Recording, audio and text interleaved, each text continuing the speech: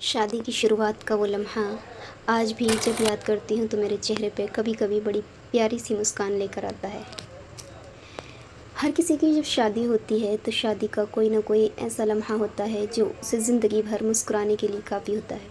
अस्सलाम वालेकुम दोस्तों, आज की वीडियो मेरे लिए बहुत ख़ास है क्योंकि मैं अपनी ज़िंदगी के खूबसूरत बाब के बारे में बात करने वाली हूँ। आज मैं आपको बताऊँगी मेरी शादी कितनी उम्र में हुई, क्या मेरी लव मैरिज थी या अरेंज मैरिज, रिश्ता कैसे आया, मेरी पहली मुलाकात कैसी थी और शादी के दिन की एक ऐसी याद जो आज भी मेरे चेहरे पर मुस्कुराहट ले आती है।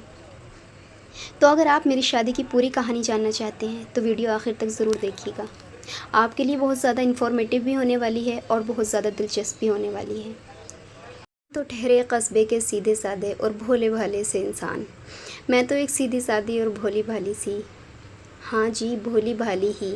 कॉलेज में पढ़ी हूँ, बेशक कॉलेज में भी पढ़ी हूँ, मदरसा भी पढ़ी हूँ, लेकिन ठहरी तो फिर भी भोली भाली। अपनी ज़िंदगी में मस्त मगन ज़िंदगी के शब व रोज़ गुजार रही थी। दिल पर सबसे बड़ा वार तो तब हुआ जब मेरे भाई ने आकर मुझसे कहा कि अपनी एक फ़ोटो खिंचवानी है। उस वक्त मुझे लगा जैसे मेरे पैरों के तले से ज़मीन निकल गई, क्योंकि मैं आपको एक ऐसी हकीकत भी बताने जा रही हूँ कि उस वक्त मैं फ़ोटो बिल्कुल नहीं खींचती थी। हालांकि मुझे फ़ोटो का शौक़ था, लेकिन एक मैंने ऐसी हदीस पढ़ी थी वगैरह खींचने की जिसमें ममानत की गई थी। इस वजह से मैं फ़ोटोज़ वगैरह नहीं खींचती थी और ये मेरे लिए बहुत ही मुश्किल और बहुत ही डरावना होता था, बहुत डरावना लगता था मुझे। इसलिए मैंने फ़ोटो बिल्कुल खींचने बंद कर रखे थे। मैंने काफ़ी मना किया लेकिन उन्होंने मेरे साथ बहुत इसरार किया।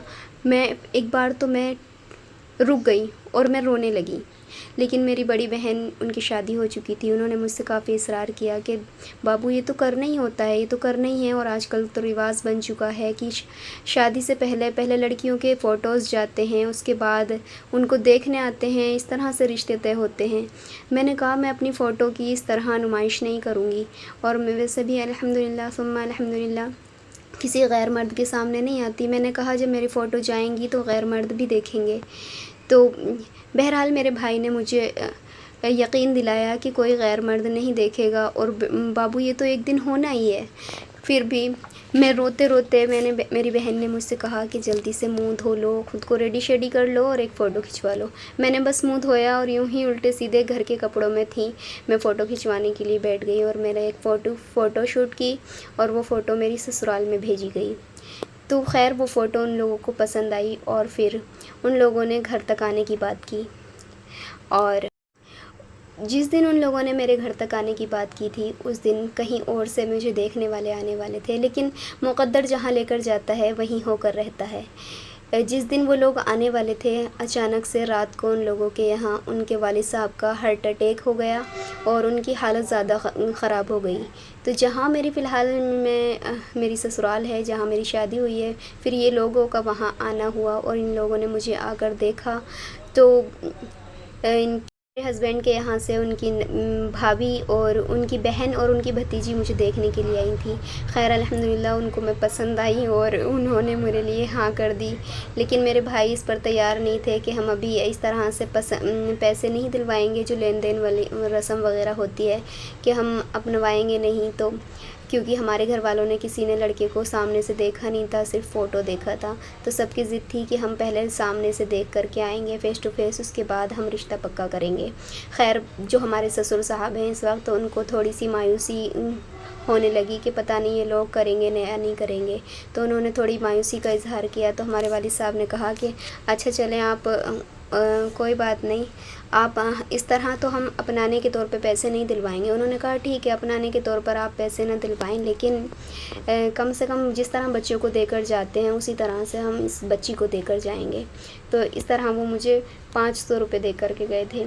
फिर कहाँ का जोड़ा पहनाना और कहाँ की मंगनी चढ़ाना, हमारा कुछ नहीं हुआ और सीधे साधे 7 मंथ तक पूरे हमारा रिश्ता रहा।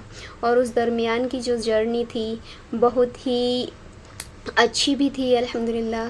میری امی جو تھیں میری ہسبینڈ سے، یعنی اس وقت ہونے والے شوہر سے میرے بات کرتی تھیں۔ ان کا کیونکہ میرے شوہر کی امی نہیں ہیں تو وہ امی سے بات کرتے تھے، اور ان سے کبھی حالت خراب ہوتی تھی، طبیعت خراب ہوتی تھی یا کبھی تھک جاتے تھے تو امی کو شکایت کرتے تھے، امی کو بتاتے تھے، مطلب اپنی ماں جیسا ہی ان کو فیلنگ ہوتی تھی۔ تو میری ماں بھی ان سے، جب تک وہ فون خود سے نہیں کاٹتے تھے تب تک باتیں کرتی رہتی تھی۔ اور پتہ ہے کم سے کم ان لوگوں کی باتیں رات کو 12 بجے اور 1 بجے تک چلتی تھی، اور اس وقت میرے کانوں میں رس گھلتا رہتا تھا کہ میری امی جب بات کرتی تھی تو مجھے بہت اچھی سی فیلنگس آتی تھی کہ ماں بیٹوں کی باتیں ہو رہی ہیں۔ پھر ہمارے جو مفتی صاحب ہیں انہوں نے کہا، جو ہمارے ہسبینڈ ہیں اس وقت شوہر ہیں، انہوں نے کہا کہ امی مجھے ایک بار عائشہ کا قرآن سننا ہے۔ امی نے کہا نہیں، شادی کے بعد قرآن سنتے رہنا، لیکن انہوں نے کافی دن تک روزانہ اصرار کیا، امی ایک بار مجھے قرآن سنا دیں، جب میں فون کرتا ہوں تو آپ کہتی ہو کہ عائشہ قرآن پڑھ رہی ہے، آپ مجھے ایک بار عائشہ کا قرآن سنا دیں۔ ان کے کافی اصرار کے بعد امی نے مجھے فون دیا اور میں نے ان کو قرآن پڑھ کے سنایا۔ تو مفتی صاحب نے کہا کہ ماشاءاللہ قرآن تو بہت اچھا پڑھتی ہو، آپ کی حرفوں کی ادائیگی بہت اچھی ہے۔ یہ لمحہ آج بھی مجھے یاد آتا ہے۔ اور پتہ ہے جب میں نے ان کو قرآن سنایا تھا تو وہ پہلی کون سی آیت تھی جو میں نے ان کو پڑھ کر سنائی تھی، جس آیت میں انہوں نے میری تھوڑی غلطی بھی نکالی تھی، وہ تھی بسم اللہ مجریہا و مرساہا۔ میں نے وہاں مجریہا پڑھ دیا تھا تو انہوں نے میری غلطی نکالی کہ بسم اللہ مجریہا و مرساہا ہے، تو وہاں پر انہوں نے میری غلطی نکالی۔ آج بھی جب میں قرآن شریف پڑھنے بیٹھتی ہوں نا مجھے ہنسی آتی ہے اور مجھے بڑی اچھی سی فیلنگ آتی ہے۔ بہرحال بڑی مشکل سے ہمارے 7 منتھ کمپلیٹ ہوئے۔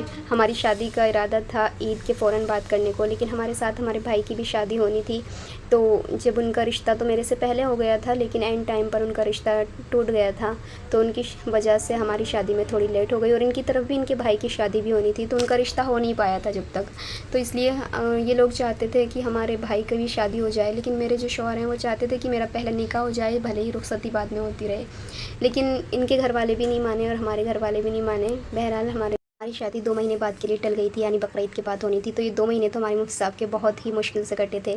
تو فرینڈس آپ کو اندازہ ہو گیا ہوگا کہ ہماری لو میرج نہیں ہے بلکہ ارینج میرج ہے۔ آپ کو کون سی میرج پسند ہے، لو میرج یا ارینج میرج؟ مجھے کمنٹ میں ضرور بتائیں، اور آپ کو میری اگر یہ کہانی اچھی لگی ہو تو آگے شیئر ضرور کریں۔